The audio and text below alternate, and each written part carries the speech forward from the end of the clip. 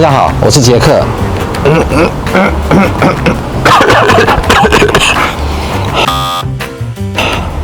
咳嗽的时候，请千万不要用手捂住口鼻哦。哈啾！咳嗽打喷嚏时，记得用袖子可以遮住口鼻，不过呢，可能弄脏袖子哦。这时别忘了，还有一种东西叫做手帕，无论你是囡仔酷酷手，老大人霸气手，清洁又卫生，重复洗涤又环保。这段期间出门记得戴口罩，勤洗手。祝大家平平安安，身体健康，拜拜喽。